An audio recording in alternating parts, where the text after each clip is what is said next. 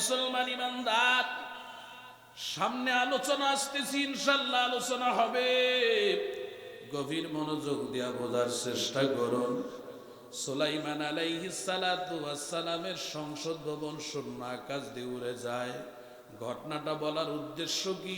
সুবহানাল্লাহ, আপনারা জোরে বলতেছেন না? দেখেন এই ইতিহাসের মাধ্যমে সুবহানাল্লাহর ফজিলত কত। সুলাইমান নবীর সংসদ ভবন শূন্য আকাশ দিয়ে উড়ে যায়। বাংলাদেশের সংসদ ভবনের মধ্যে সংসদ সদস্যদের বসার মোট আসন সংখ্যা হলো 330টা। ভারতে গিয়েছিলাম 100 বারের বেশি, দিল্লিতে গিয়েছিলাম বেশ কয়েকবার। দিল্লি সংসদ ভবনের আশপাশ দূর দিয়ে চলাফেরা করেছি।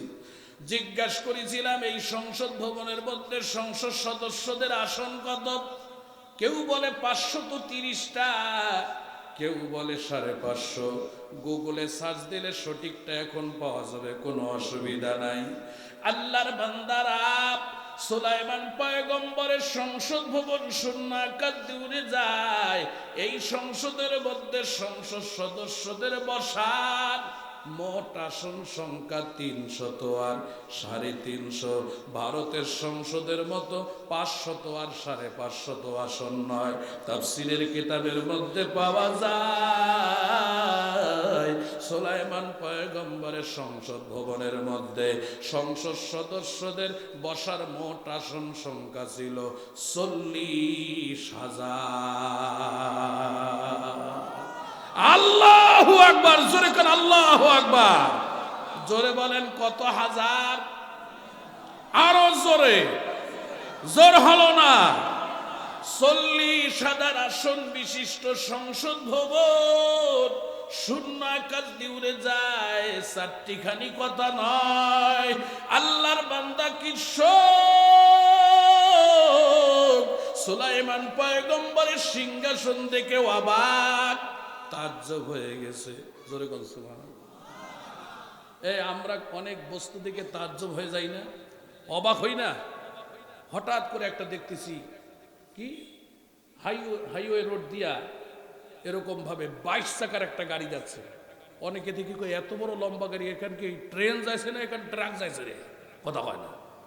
অনেকে ওরে বাপরে বাবা এত বড় ট্রাক রে, ওরে বাবা কি কয় অনেকে। আরে কি কয়? কোন জিনিস দেখে যদি অবাক হয়ে যায় কি কয় অনেকে? ওরে বাবা। আবার অনেকে কয় ওরে মা, আবার অনেকে কয় ওরে জাদু, অনেকে 2বার বাপক ডাকা ওরে বাপরে বাপ। কথা কয় না? আরে কথা কয় না, জোরে বলে ঠিক কিনা? আর যারা ইংরেজি শিক্ষিত ভাইরা যারা আছে তারা একটা কথা কয়, ও মাই গড। কথা কয় না। গভীর মনোযোগ। সুলাইমান পয়গম্বরের সংসদ ভবন শূন্য আকাশ দিয়ে উড়ে যায়। আল্লাহর বান্দা কিশোর অবাক হয়ে গেছে, তাজ্জব হয়ে গেছে। তার জবান দিয়ে একটা বাক্য চলে আসছে, সেই বাক্যটাই হলো সুবহানাল্লাহ। আল্লাহর কুদরতি লীলা খেলা তাফসীরের কিতাবের মধ্যে পাওয়া যায়। এই সুবহানাল্লাহর আওয়াজ আমার আল্লাহ তাআলা সুলাইমান নবীর কানে পৌঁছাই দিলেন। সুলাইমান নবী সংসদ ভবনে বসা। জোরে কোন সুবহানাল্লাহ। সুলাইমান নবী যদি গঙ্গাচড়া থেকে পাগলাপীর যাইতে চাইতেন, সুলাইমান নবীর হেলিকপ্টার, বিমান, প্রাইভেট কার কোনো কিছুই লাগতো না।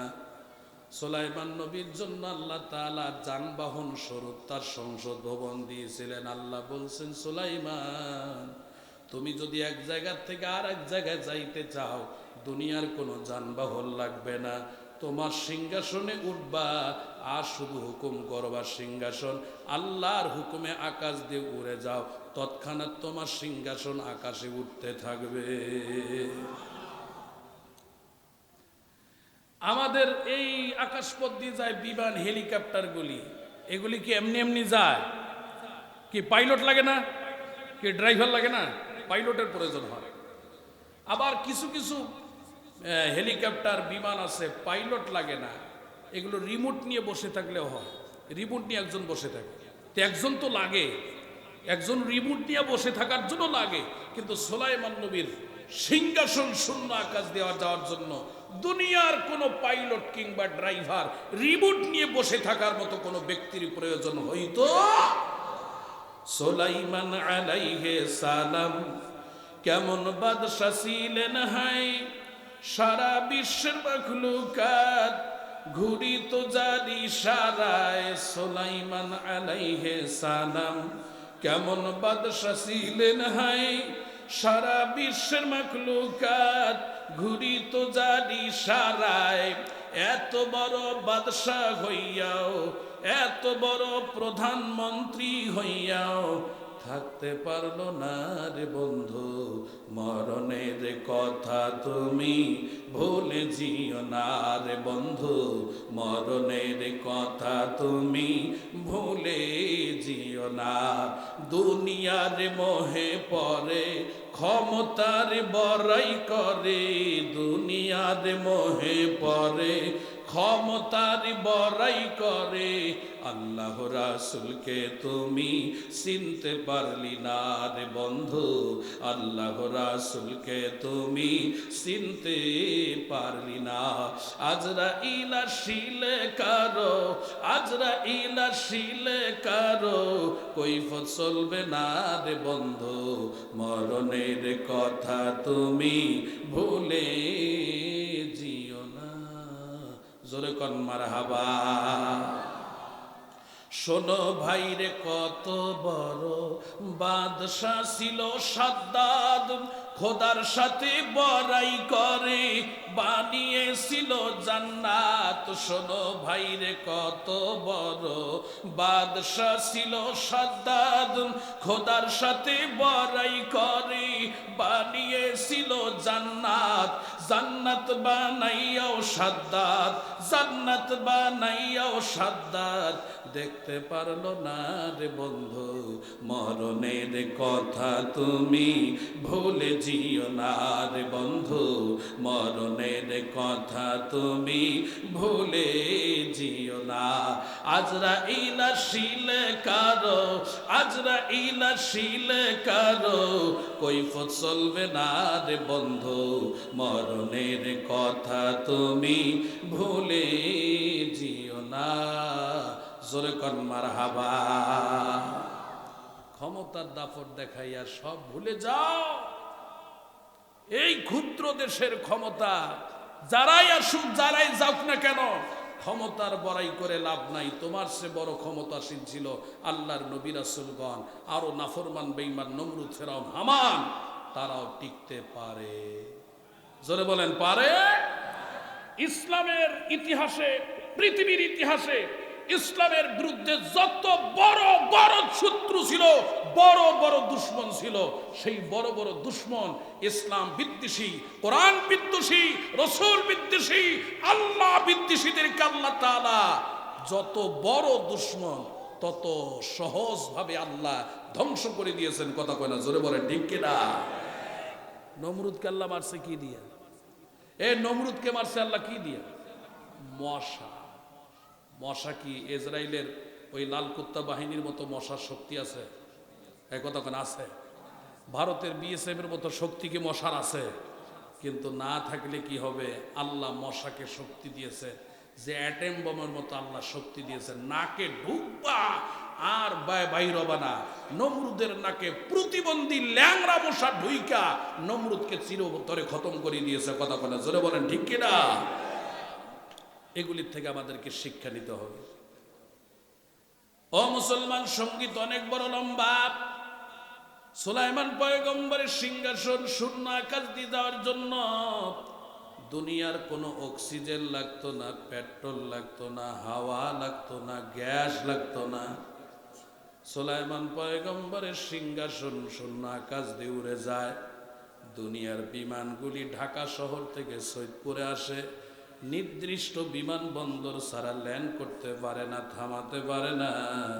আল্লাহ বললেন, সুলাইমান তোমার সিংহাসন শূন্য আকাশ দিয়ে উড়ে যাবে, তুমি যেখানেই চাইবা সেখানেই তোমার সিংহাসন খানা ল্যান্ড করতে পারবা, থামাতে পারবা, কোনো অসুবিধা হবে না।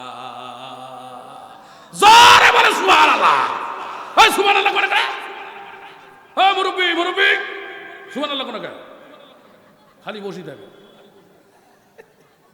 সুবহানাল্লাহ জোরে কওয়া লাগবে কোন তো দেখি সুবহানাল্লাহ জোরে তো কত সুন্দর হইল যে মফিজেরা গেছে ওরা কাছে মফিজ উঠছে বক্তা মফিজ রংপুরের মফিজ এই মফিজের ওয়াজ শুনবো না ওই শালা মফিজেরা পালাইছে কথা কয় না ওদেরকে আল্লাহ সহি বুঝদান করুক এই বদমাইশেরা 50,000 টাকার বক্তা ছাড়া এরা মাহফিলে থাকে না আপনার আলহামদুলিল্লাহ ভালো জোরে কোন আলহামদুলিল্লাহ আর যারা মফিজ এই মফিজেরা এরা 80,000 টাকার বক্তা পাইলে খুশি যে মফিজেরা সাইড দিয়ে দাঁড়িয়ে ছিল ওরা বাড়ি গেছে কসের আমার এটা রংপুরের মফিজের ওয়াজ শুনবো না দক্ষিণবঙ্গ থেকে 80,000 টাকার বক্তা নিয়ে ওয়াজ শুনবে শালা মফিজের দল হে পাগড়ি মাথার দেশু গাইলে যাইবে না কথা কয় না আমরা বলে মফিজ আরে মফিজ দিয়া দেশ স্বাধীন হইল এই মফিজ দিয়া বাংলাদেশের সরকারি বন্দর শুক্রবার সাপ্তাহিক ছুটি এই মফিজরা করেছে কথা কয় না যত বাংলাদেশের বড় বড় ইতিহাস এই মফিজ রংপুর দ্বারা হয়েছে আর মফিজ শব্দ তো মফিজ মানে কি মফিজ না মফিজ মানে হইল দুলা ভাই মফিজ মানে কি আচ্ছা মফিজ মানে যে দুলা ভাই শুনছেন এর অর্থ জানেন আসলে কি মফিজ শব্দ দুলা ভাই না মফিজ শব্দ দুলা ভাই আপনাদেরকে আমি আজকে সুন্দর বাস্তবমুখী উত্তর দেব আপনাদেরকে মফিজ শব্দের অর্থ কিন্তু দুলা ভাই না কথাটা কিন্তু প্রকাশ হয়েছে হ্যাঁ ঘটনাটা কিন্তু বাস্তবমুখীর সাথে মিল আছে যুক্তি আছে মফিজ শব্দের অর্থ দুলা ভাই এটা বলে দেই অনেকের মনে খটকা লাগবে মফিজ শব্দের অর্থ দুলা ভাই মানে বিগত 16 বছরে বাংলাদেশের যে শাসন করছে জননেত্রী শেখ হাসিনা স্বৈরাচারী হাসিনা কথা কয় না জননেত্রী না স্বৈরাচারী যারা জননেত্রী কন অদলের আছে জননেত্রীও কসু যারা স্বৈরাচারী কন স্বৈরাচারীও কসু মোর আর কোনো দোষ নাই কথা কয় না হ্যাঁ দোষ আছে দুইটাই তো কসু কথা কয় না এই 16 বছরের নেত্রীর স্বামীর বাড়ি হলো রংপুর এই জন্য রংপুরকে বলা হয় মফিজ শব্দের অর্থ দুলা ভাই রংপুর ছিল বিগত 16 বছরে গোটা বাংলাদেশের দুলা ভাই কথা কয় না কথা কয় না আর জোরে কোন ঠিক কি না এরা খালি হ্যাঁ কথা যুক্তি আছে মাশাআল্লাহ এটাই ভাইজান এটাই অর্থ গোটা বাংলাদেশের দুলা ভাই আমি ফির বাংলাদেশে বিভিন্ন জায়গায় বেড়াছি ভাইরাল বক্তা না হইলো মিডিয়া ব্যক্তিত্ব না হলে মানে কি বলে কুষ্টিয়ার আমির হামজা ভাইয়ের মতো বড় বক্তা না হইলো মোটামুটি বাংলাদেশের এমন খাগড়াছড়ি রাঙ্গামাটি এগুলো সব জায়গায় বেড়াছি আমি যখন দক্ষিণ অঞ্চলে যাই কথাটা যদি স্মরণ হয়েছে বেশিরভাগ মাহফিলে বলছি আমাদেরকে মফিজ কন গোটা বাংলাদেশের হাজবেন্ড হলো রংপুর কথা কন এইভাবে বলছি এইভাবে গোটা বাংলাদেশের ভাতার হলো রংপুর মানে শেখ হাসিনার স্বামীর বাড়ি রংপুর না বিগত 16 বছরে দক্ষিণ অঞ্চলে ঠুকি দিয়েছি ওরা অনেকে বলে কথা তো ঠিকই রে গোটা বাংলাদেশের হাজবেন্ড তো হলো রংপুর হাসিনার স্বামীর বাড়ি হলো রংপুর তো গোটা বাংলাদেশের ভাতার হইলো রংপুর কথা কয় না কথা কন ঠিক কিনা আর আমরা বলে মফিজ আবু সাইদ দিয়া দেশ স্বাধীন হইল এই বাংলাদেশ যদি স্বাধীন না হইতো 5 আগস্ট 36 জুলাই না 36 জুলাই যে নাম হয়েছে দেশ স্বাধীন না হলে আমরা বিগত 16 বছরে সংখ্যাগরিষ্ঠ মুসলমান থাকার পরেও বিগত 16 বছরে বাস্তবে দেখেছি আমরা সংখ্যালঘুর মতো ছিলাম জোরে বলেন ঠিক কিনা এখন প্রমাণ পাওয়া যাচ্ছে বাংলাদেশের সংখ্যাগরিষ্ঠ মুসলমান আমরা 5 আগস্টের পর 5 আগস্টের পূর্বে বিগত 15-16 বছর সংখ্যাগরিষ্ঠ মুসলমান নাম ছিল বাংলাদেশ কিন্তু চলাফেরা করেছি সংখ্যালঘুর মতো জোরে কোন কথা ঠিক কিনা সম্মানিত হাজিরিন সুলাইমান নবীর সংসদ ভবন শূন্য আকাশ দিয়ে যায় যেখানে ইচ্ছা সেখানেই থামাতে পারে আল্লাহ বলছেন ও মুসলমান ইমানদার সুলাইমান নবী সুবহানাল্লাহর আওয়াজ শোনার পর সঙ্গে সঙ্গে তিনি সিংহাসনখানা কৃষক ব্যক্তির ক্ষেতের ওপরে ল্যান্ড করলেন থামালেন থামানোর সঙ্গে সঙ্গে সুলাইমান পয়গম্বর সিংহাসন থেকে নামলেন আল্লাহর বান্দা কৃষক ব্যক্তিকে ডাক দিলেন কাম হেয়ার এদিকে চলে আসো কৃষক ব্যক্তি সুলাইমান নবীর কাছে আসে না ভয় পেয়েছে না জানি আমাকে রিমান্ডে নিতে পারে পয়গম্বর সুলাইমান যখন ডাক দিলেন কাছে আসে না সুলাইমান নবী বুঝতে পারলেন আল্লাহর বান্দা কৃষক ভয় পেয়েছে আতঙ্কিত হয়েছে সে হয়তো আমাকে পরিচয় করতে পারে নাই, কারণ সে যদি আমাকে জানতো আমি আল্লাহর নবী সুলাইমান। কোন নবী রাসূলকে দেখে দুনিয়ার কোনো মানুষ ভয় পায় না। সমস্ত নবী রাসূল নিজ নিজ উম্মতের জন্য আল্লাহ রহমত করে পাঠাইছিলেন, কারণ কোন নবী রাসূল জঙ্গি ছিলেন না, কোন নবী রাসূল জালেম ছিলেন না, কোন নবী রাসূল কোন মানুষকে অতর্কিত হামলা করেন নাই। হামলা শিকার হয়েছেন, তারপরে জিহাদ করেছেন। জিহাদকে অনেক নাফরমান বেঈমান, ও বামপন্থীরা, রামপন্থীরা, তোমরা বলো জিহাদ হারাম, জিহাদকে তারা সন্ত্রাস বলে চালায় দেয়। কোরআন বলে জিহাদ সন্ত্রাস নয়, জিহাদ জঙ্গিবাদকে উস্কে দেয় না। জিহাদের অর্থ হলো সন্ত্রাসকে রুখে, সন্ত্রাসকে প্রতিরোধ করার জন্য, জঙ্গিবাদকে প্রতিরোধ করার জন্য আল্লাহর কোরআনের পবিত্র বিধান হলো জিহাদ। ঠিক কিনা? জিহাদ মানে সন্ত্রাস না, জিহাদ মানে জঙ্গি না। জিহাদ আসছে সন্ত্রাসকে দমন করার জন্য, জঙ্গিকে দমন করার জন্য। ওই ইসরায়েলের লাল কুত্রা হলো সন্ত্রাস। আমেরিকা বিভিন্ন মুসলিম দেশগুলিকে ধ্বংস করার জন্য, দুর্বল করার জন্য ইসরায়েলকে সহযোগিতা করে, বিভিন্ন অমুসলিম দেশগুলিকে সহযোগিতা করে, মুনাফিক মুসলমানদেরকে সহযোগিতা করে। পৃথিবীর শ্রেষ্ঠ সন্ত্রাস হলো আমেরিকা। কথা কয় না, জোরে বলে ঠিক কিনা? ওই ব্যাটার হলো সন্ত্রাস। আর ফিলিস্তিনের হামাস বলেন, তারপরে লেবাননের হিজবুল্লাহ বলেন, ইরানের মুসলিমরা বলেন, যারা এই ইসরায়েল লাল কুত্তা বাহিনীকে প্রতিরোধ করার জন্য, তাদের আক্রমণ, তাদের জুলুম নির্যাতন বন্ধ করার জন্য যারা যেই দেশ থেকে ভূমিকা নিয়েছে, ইরান বলেন, লেবানন বলেন, ফিলিস্তিন বলেন, হামাস বলেন, এরা হলো জিহাদ করতেছে, অর্থাৎ তাদের সন্ত্রাসকে ঠেকানোর জন্য জিহাদ। জোরে বলেন কথা ঠিক কিনা? সম্মানিত হাজিরিন, আলোচনা একদিক থেকে আরেক দিকে চলে যাচ্ছে। আমি আলোচনা একটু গোটাই নেওয়ার চেষ্টা করি, একটু মনোযোগ দিয়ে শোনেন। আমি কথা দিয়েছি 12টা পর্যন্ত আলোচনা হবে, 12টা তো পার হয়ে গেল, 12টায় 3 মিনিট। আলোচনা চলবে না বন্ধ করব? চলবে। চলার পক্ষে কে কে হাত তুলে দেখা? আলহামদুলিল্লাহ, তাকবীর লিল্লাহে তাকবীর। তো সুলাইমান নবীর সিংহাসন থেকে আল্লাহর বান্দা কৃষক সুবহানাল্লাহ বলছে, সুলাইমান নবীকে চিনতে পারতেছে না। সুলাইমান নবী বললেন যে, তুমি কি সুলাইমান নবীর নাম শুনছো? বলে, হ্যাঁ হুজুর, সুলাইমান নবীর নাম জীবনে বহুবার শুনছি। তো দেখো নাই? বলে না, সুলাইমান নবীকে জীবনে আমি দেখি নাই। সুলাইমান নবী মুস্কি হেসে দিয়ে বললেন, কৃষক, তুমি যে সুলাইমান নবীর নাম শুনছো, আমি সেই আল্লাহর পয়গম্বর সুলাইমান। জোরে কোন সুবহানাল্লাহ। আচ্ছা বলেন তো, নবীর পরিচয় যখন পাইল, জোরে বলেন, কৃষক ব্যক্তির আর কোনো ভয় আছে? সুলাইমান নবী বললেন, আল্লাহর বান্দা কৃষক, তুমি একটু আগে একটা বাক্য বলছো, বাক্যটা কি বলছো বলো শুনি।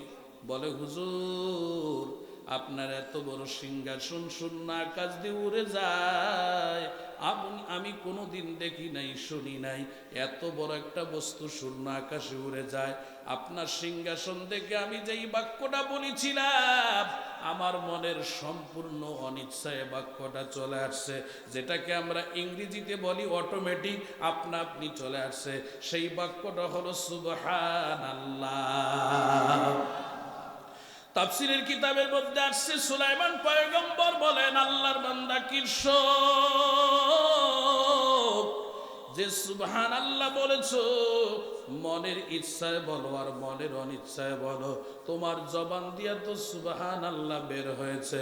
এই সুবহানাল্লাহর বাক্য যদি এক পাল্লায় দেওয়া হয়, আর আমি সুলাইমান পয়গম্বরের গোটা বিশ্বের রাজত্ব যদি অপর পাল্লায় দেওয়া হয়, তোমার সুবহানাল্লাহর পাল্লা ভারী হয়ে যাবে।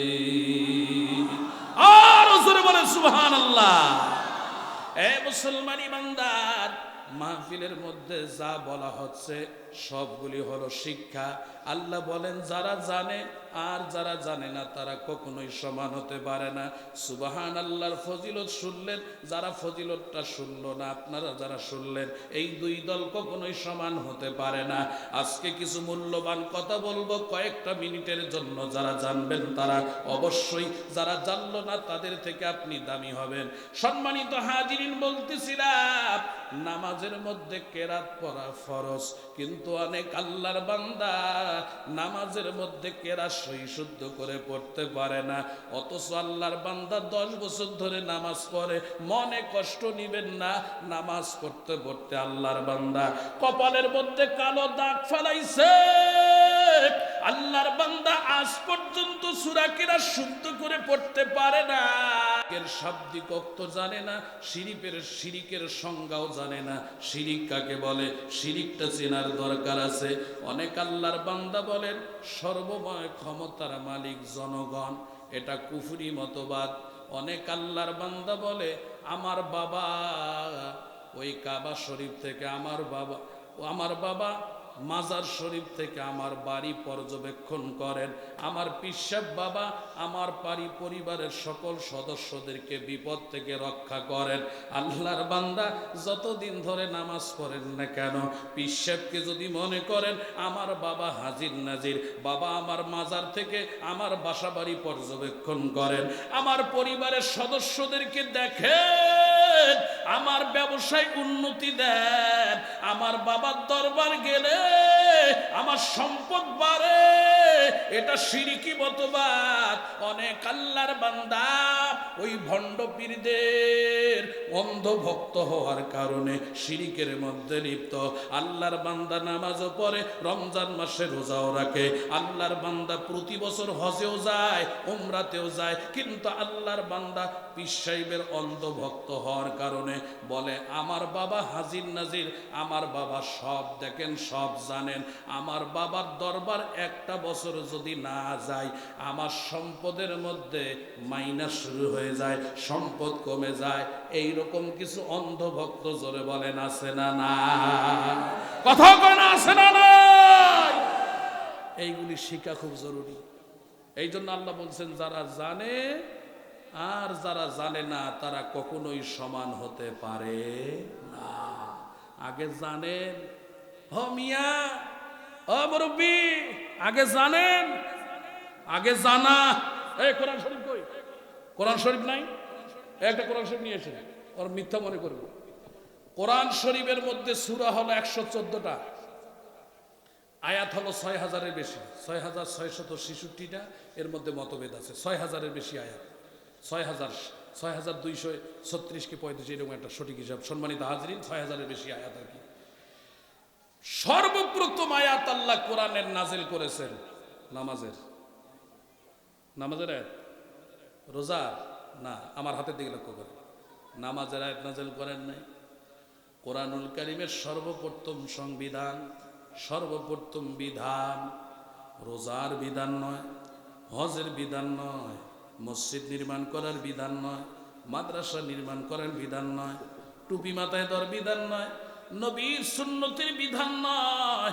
কোরআনুল কারীমের সর্বপ্রথম বিধান সূরাতুল আলাক, 30 পারাতে সূরাটা আছে, সূরাতুল আলাক, সরেয়া লয়াকারে না ক। সূরাতুল আলাকের প্রথম 5টি আয়াত আল্লাহ সর্বপ্রথম নাজিল করেছেন। কোরআনের সর্বপ্রথম 5টি আয়াত আল্লাহ প্রথম নাজিল করেছেন। আপনার আমার নবী, দয়ার নবী, উম্মতের নবী, তিনি গারে হেরার মধ্যে আল্লাহর পক্ষ থেকে জিবরাইল আলাইহিস সালাতু ওয়াস সালাম 5টি আয়াত নিয়ে আসলেন। 5টা আয়াতের মধ্যে প্রথম আয়াতটা বলি, সব আয়াত বলতে গেলে অনেক সময়ের দরকার।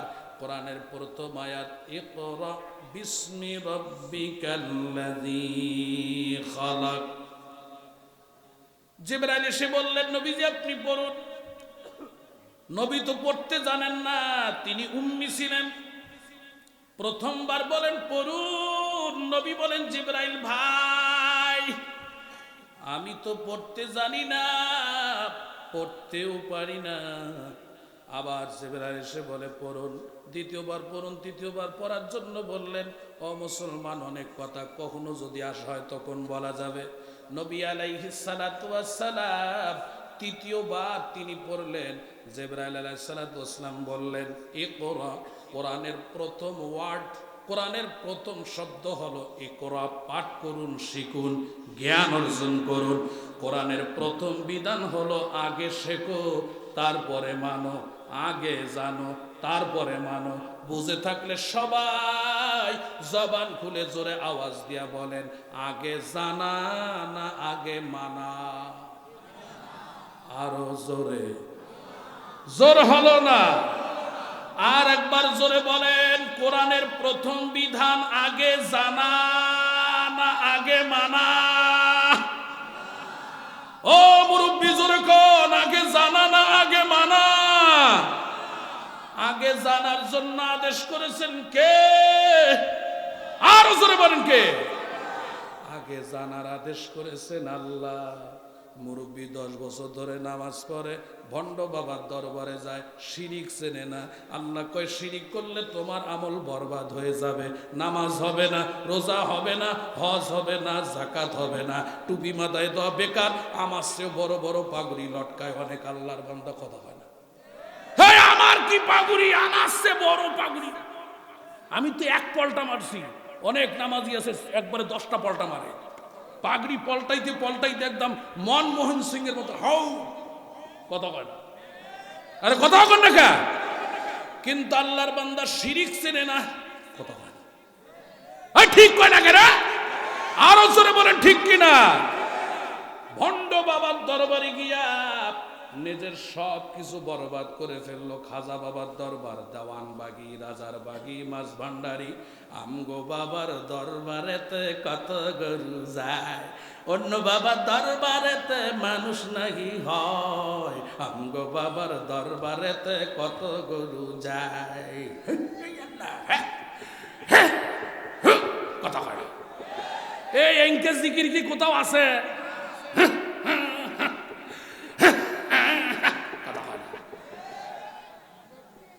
মনে কষ্ট নিয়েন না, খোদার কসম করে বলতেছে, এই কোরআন নিয়ে বলতেছি, এরকম জিকির কোরআন হাদিসের কোথাও নাই, কথা কয় না ঠিক কি না?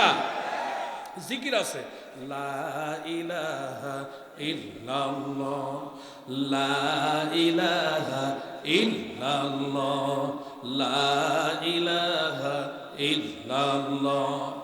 বলেন তো মজা না? মজা লাগে না খারাপ লাগে? আর এই জিকির করতে কেন জানি একটা ভেতরে আলাদা ঝোঁক আসে। মোরানা বেটি আছে 2.5-3 বছরের বেটি, মোবাইলে যখন হুড়ুত করে ওই সমস্ত জিকির আইসে, আর বাইরত কোনো কোনো ওই নুন বেছায় না, ওই হরিক মালগুলা যখন নিয়ে আইসে সৈয়দপুর আদানির মোড়ত, তখন ওই জিকিরের সাথে সে বেটি মরকে দেয়। আর সত্য কথা, হ্যাঁ আমার ছোট ভাই আছে, জিজ্ঞেস করে হয় কিনা। আমার মহিলা মাদ্রাসা আছে, তো মহিলা মাদ্রাসার ছাত্রীরা হাসতে হাসতে ওর আন্টি বলে, আন্টি দেখেন ওই ফরিদপুরের জিকিরের সাথে বেটিও করে চাইতে। কথা পায় না। আরে কথা কন্যা কাজ ধরে বলেন ঠিক কিনা? আমার সৈয়দপুর বাস স্ট্যান্ডে আমারও মহিলা মাদ্রাসা আছে। এই মহিলা মাদ্রাসা দেখে আমি খুব খুশি হইলাম, আলহামদুলিল্লাহ, খুব ভালো লাগলো। আমার মহিলা মাদ্রাসা দাওরা হাদিস পর্যন্ত, এবার দাওরা হাদিস খুলেছি। দাওরা হাদিস এবার 12 জন ছাত্রী, আলহামদুলিল্লাহ। দোয়া করবেন এই মাদ্রাসাও যেন দাওরা হাদিস পর্যন্ত এই মহিলা মাদ্রাসাকে আল্লাহ কবুল করেন, বলেন আমিন। এই যে প্রতিষ্ঠাতা পরিচালক আল হোসাইনি মডেল মাদ্রাসা, আল হোসাইনি মডেল দাওরা হাদিস মাদ্রাসা, আমার মাদ্রাসার জন্য দোয়া করবেন। আমি 3টা বালিকা মাদ্রাসা করছি। আমরা পারিবারিকভাবে, হুজুর যেমন পারিবারিকভাবে সবাই আলেম, আলহামদুলিল্লাহ, হুজুরের পরিবার অত্যন্ত ভালো, আমরাও পারিবারিকভাবে আলেম। আমার 3টা ভাই আমরা মুফতি, 4 নম্বর হেমা হাফেজ হয়ে জুমাপাড়া মাদ্রাসায় পড়তেছে। যাক, এদিকে না বলি, যেটা বললাম আর কি, এরকম জিকির করবেন না ভাই, পা ধরে বলি, অনুরোধ করে বলি, শিরিক কুফরি শিরিকি করা যাবে না। আল্লাহ আমাদের হেফাজত করে, জোরে বলেন আমিন। ভণ্ড বাবার ভণ্ডামিতে দেশটা গেল ভরিয়া ভরিয়া, জাহান্নামে যাইতে হবে অন্ধ ভক্তগুলো ধরিয়া ধরিয়া। কেন? শরীয়তের ধার ধারে না, মারেফাতের কান্ডারি, নামাজ সারো গাঞ্জা টানো বলছে বাবা ভান্ডারি। কথা বলে কোন শয়তানে কইছে তোমায় নামাজ পড়া লাগবে না, নামাজ ছাড়া হাসর মাঝে পা বাড়াইতে পারবে? জন্মদাতা বুড়া বলো, পীরকে বলো বাবা যান, বাবা যান। জন্মদাতাকে বুড়া বলো, মাকে বুড়ি বলো, পীরকে বলো বাবা যান, বাবা যান। পীর বাবা বলে নামাজ রোজা লাগবে না তোর, মোটামুটি নজর আন, নজর আন, নজর আন, ঠিক কিনা? আশেকের দল মসজিদে আসো না কেন বল? বিড়ি সিগারেট খাইতে খাইতে, গাঁজা খাইতে খাইতে ঠোঁট দুইটা কালা কুটকুটে হয়ে গেছে। এই বেলা একদম খাজা বাবার বলে বড় খাদেম, ঠোঁটের পাশে দেখলে মনে হয় এটা একটা গাঁজা খোর, কথা কয় না। হয় বলে ফির দেওয়ানবাগির বলে বড় খাদেম, বদমাশি করার জায়গা পাও না। এই বদমাশগুলো হলো স্বৈরাচারীর দোসর। এরা ইসলামের নাম ভাঙ্গাইয়া এই ইসলামকে তারা বিতর্কিত করেছে। এই বদমাশদেরকে শায়েস্তা করতে হবে, যারা বলেন ঠিক কিনা?